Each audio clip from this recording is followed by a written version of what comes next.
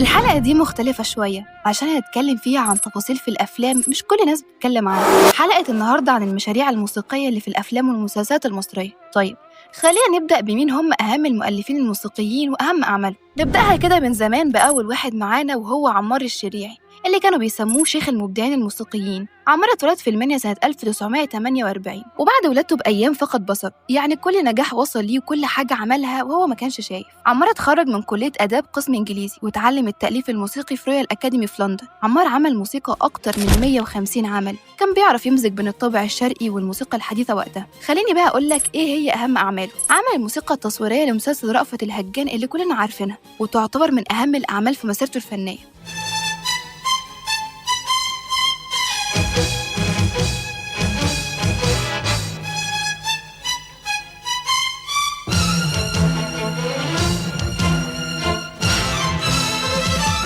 وعمل موسيقى لمسلسل حديث الصباح والمساء واللي كان تتر البداية بتاعها من غناء أنغام.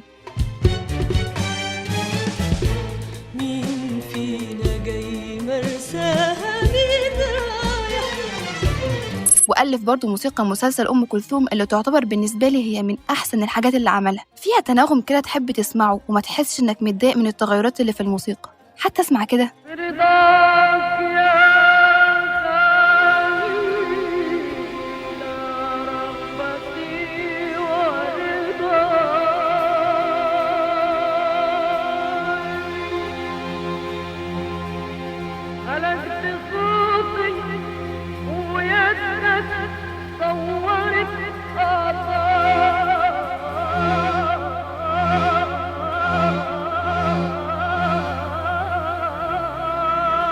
طيب نيجي بقى لمحطة مهمة في حياته وهو فيلم البريء اللي خد عليها جائزة مهرجان فالنسيا سنة 1986 واللي هو واحد من أهم وأقدم المهرجانات السينمائية في العالم، وخد جائزة مهرجان فيفي في سويسرا على الفيلم ده برضه سنة 1989، ده غير بقية الجوائز اللي خدها على مجمل أعماله. فخلينا مقتنعين إن عمار الشريعي واحد من أهم المؤلفين الموسيقيين المصريين. نيجي بقى لواحد كلنا تقريبا عارفينه وعارفينه إنه من أهم الموسيقيين المصريين وهو هاني شنودة. هاني شنودة اتولد في طنطا سنة 1943، دخل معهد الموسيقى وتخرج من قسم البيانو وبعدها سافر بره علشان يشوف الموسيقى الغربية كانت واصلة لفين، ويعتبر من أوائل الناس اللي استخدمت السينثايزر. ولو ما تعرفش إيه ده فخلينا أشرحهولك. ده عبارة عن آلة موسيقية إلكترونية بتعمل أكتر من صوت موسيقي وممكن تعمل أصوات جديدة كمان، اللي هي دلوقتي زي الكيبورد الإلكتروني أو برنامج الإنتاج الصوتي اللي معظم الموسيقيين بيستخدموها دلوقتي. هاني عمل أعمال كتيرة من أهمها فيلم المشبوه سنة 1981 اللي كان بصمة في تاريخه، وعمل واحد من أهم الأفلام المصرية وهو فيلم شمس الزناتي اللي كلنا سمعنا الموسيقى بتاعته وعدت علينا حتى لو مش عارفين إنها بتاعت هاني شنودة.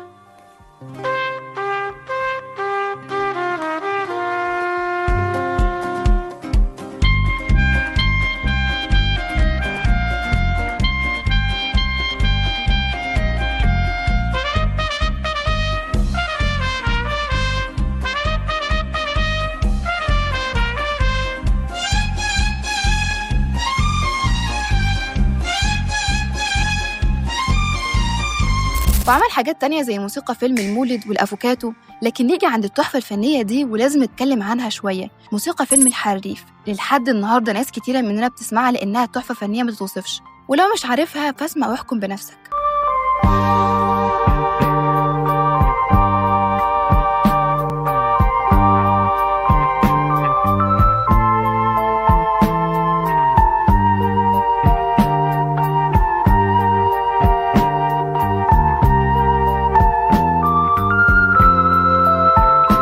نيجي بقى لآخر أعماله واللي هي كانت السنة اللي فاتت بموسيقى مسلسل حالة خاصة اللي اعتمد على أغاني فرقة المصريين زي يبدأ من جديد وأوقات أشوف ملامحك وغيرهم.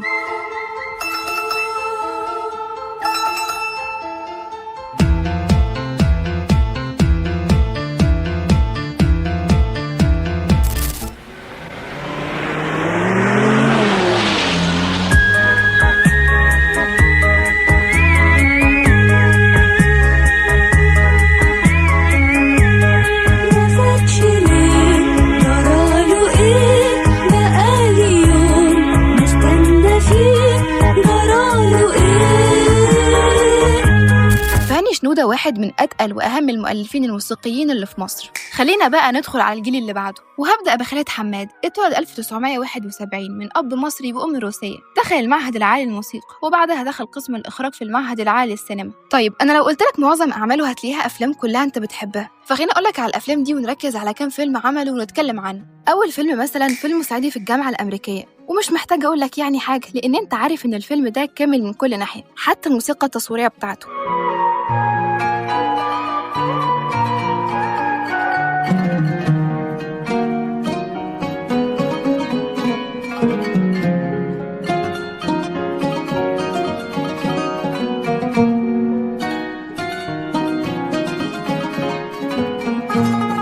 تاني فيلم هو همام في أمستردام. الموسيقى هنا في الفيلم تحفة فنية، فيها كمية تفاصيل ومشاعر مش محتاجة أشرحها لك، اسمع كده وانت هتفهم قصدي.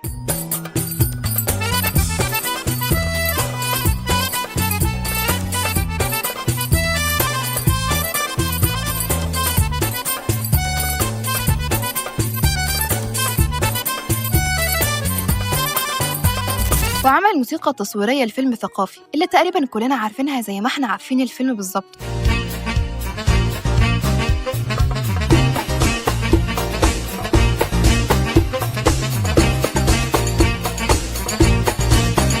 وخلينا متفقين إن النجاح في عالم التأليف الموسيقي هو إنك تعمل موسيقى الفيلم تعلق في دماغ المشاهد زيها زي الفيلم ويمكن أكتر، ودي مش حاجة سهلة. بس خالد حماد قدر يحقق المعادلة الصعبة دي في معظم أعماله إن ما كانش كلها.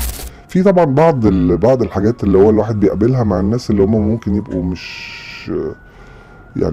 مش اشطر حاجة، يعني بيستعملوا الموسيقى، وده للأسف قعدنا فيه فترة كده.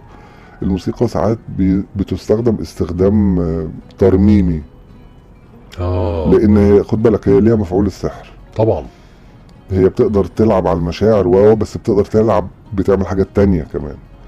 اولا هي بتغلوش على حاجات، بتقدر تدي لك حجم هو مش موجود في الحقيقة، انت وبيعالج بيها مشاكل عندهم. واخد بالك؟ يعني انا ممكن بالموسيقى اديك تأثير ان احنا في وسط حدث ضخم وخناقة ضخمة جدا، بينما في حقيقة الامر مفيش حاجة اصلا في الصورة، ضربوا بعض بالقلم وخلاص، مفيش حاجة يعني. واخد بالك؟ فهي ممكن يبقى لها تأثير على التيمبو والسرعة. وعمل موسيقى تصويرية لفيلم أفريكان اللي حسسك بيها أكنك قاعد جوه الغابة وفي جو المطاردة والكوميديا الخفيفة، واستخدم فيها عناصر من الطبيعة عشان تحسسك بالمود زي أصوات الحيوانات وطابع الموسيقى الأفريقي مع الشرقي، ميكس مش أي حد يعرف يعمله بسهولة.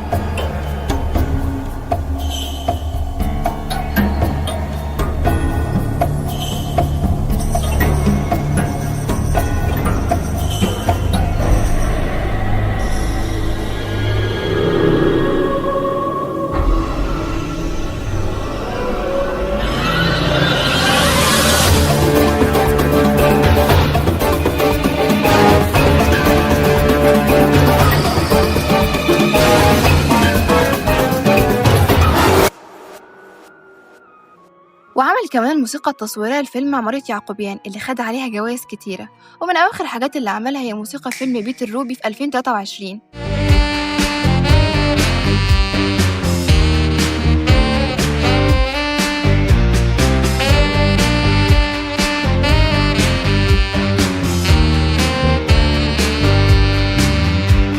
ده غير المسلسلات زي صاحب السعادة والعراف. وأظن بعد كل اللي قلته لك ده فأنت اتأكدت إن خالد حماد شخصية مهمة في عالم التأليف الموسيقي في مصر. اللي هكلمك عنه دلوقتي بقى هو هشام نزيه، يعني احنا هنقعد نتكلم عنه وعن نجاحاته تقريبا قد اللي اتكلمنا عليه، فخلينا ابدأ لك واحدة واحدة عشان ما تتوهش مني. هشام اتولد في بورسعيد سنة 1972، اتخرج من هندسة القاهرة سنة 98 ومدرسة الموسيقى بشكل أكاديمي، وكل ده كان تعلم ذاتي منه. أول عمل ليه كان فيلم هستيريا مع النجم أحمد زكي، ومن بعد العمل ده هشام قدر يثبت نجاحه في كل أعماله.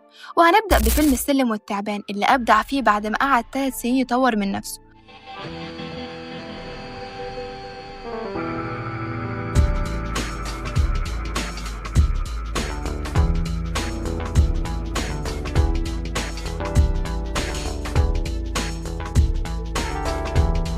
وعمل في نفس السنة مع السلم والتعبان فيلم الساحر مع الراحل محمود عبد العزيز. وهشام بيتميز في مجاله بأن أعماله بتبقى درامية تقدر توصلك الإحساس بالموسيقى بس هيقدر يعيشك الحالة والمود للمشهد من غير ولا كلمة فيه. وبعدها واحد من أهم أعماله اللي فرقت في حياته جدا وترشح بيها الجوائز كتير، فيلم سهر الليالي، اللي كان يعتبر معتمد على الموسيقى التصويرية بشكل كبير، لأن الفيلم معظمه عبارة عن حوار، فكان لازم يحسسك بالمشهد عن طريق الموسيقى. وفعلا هشام نزيه قدر ينجح في كده.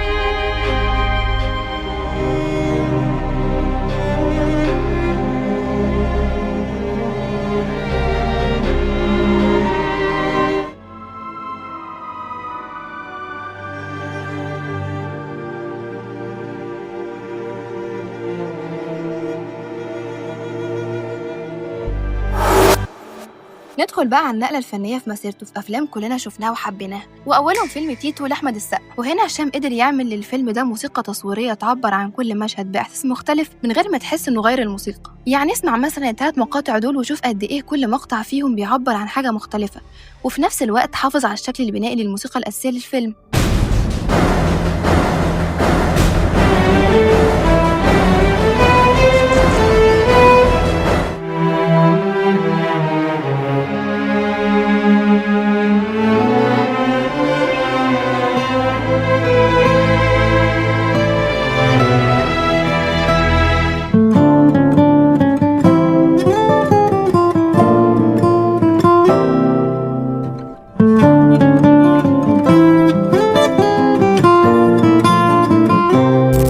نفس نجاح تيتو بفيلم إبراهيم الأبيض اللي عمل فيه نفس اللي بقى متميز بيه هشام، إنه يعبر عن كل مشهد بموسيقى تصويرية مختلفة ومعبرة جدا من غير ما يغير الشكل البنائي للموسيقى بتاعة الفيلم.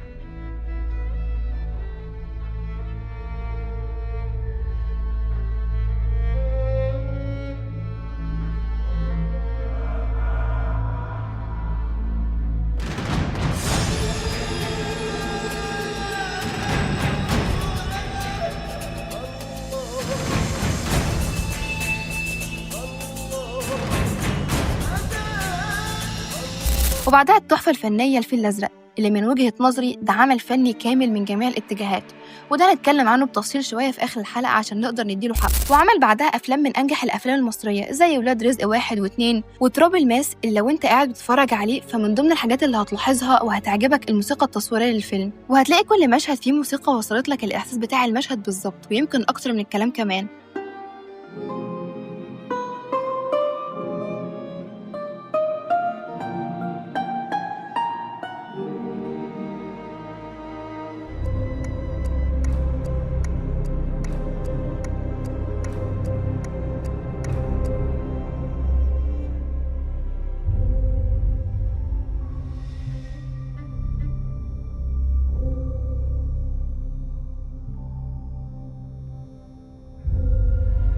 وبعدها عمل فيلم كيرة والجن. وبعيدا عن كل ده خليني اقول لك حاجه، انت لو عايز تتفرج على فيلم مفيش فيه غلطه ويعجبك، دور على فيلم فيه مروان حامد واحمد مراد وهشام نزيه. من قبل ما تتفرج على العمل ده خليك متاكد انه هيعجبك. نرجع لمرجعنا، هشام كمان شارك في اول عمل دولي ليه وهو بورن اكينج، وبعدها مسلسل مون نايت، وهو اول موسيقار مصري يشتغل مع مارفل، وخد عن المسلسل ده افضل موسيقى تصويريه لانه قدر يجمع بين الطابع المصري والغربي.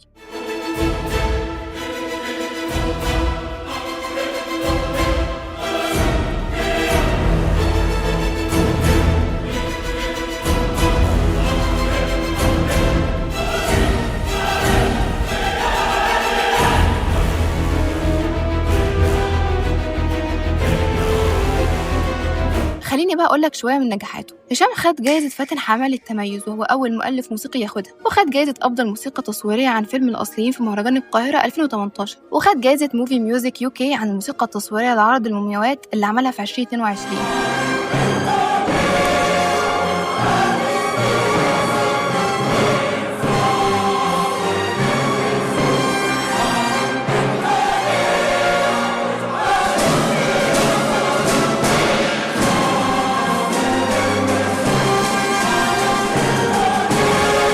ومش بس كده، في 2022 بقى أول ملحن مصري ينضم لأكاديمية الأوسكار وبقى عضو منها. فأنت فاهم هشام وصل لإيه؟ أنت قدام واحد من أنجح المؤلفين المصريين على مرور الزمن. وقبل ما ننهي الحلقة خليني أكلمك شوية عن الموسيقى التصويرية لفيلم الفيل الأزرق. عندنا مثلا المشهد اللي يحيى كان داخل فيه المستشفى بعد غياب ده من سنين، كان فيه موسيقى في المشهد زي هلاوس، وكانت بتوصل لك إحساس إن أنت برضه متخيل اللي بيحصل، لأن يحيى رجع لحاجة هو ساها من زمان. فهل ده حلم ولا حقيقة؟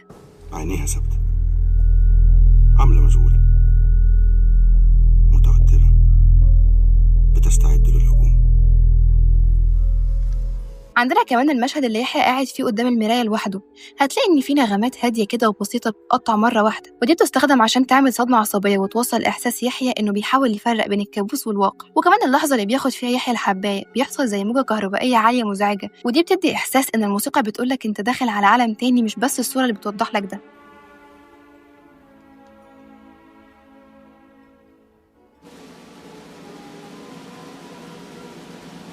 سيداتي أنساتي سادتي، والآن مع فقرة الفيل الأزرق.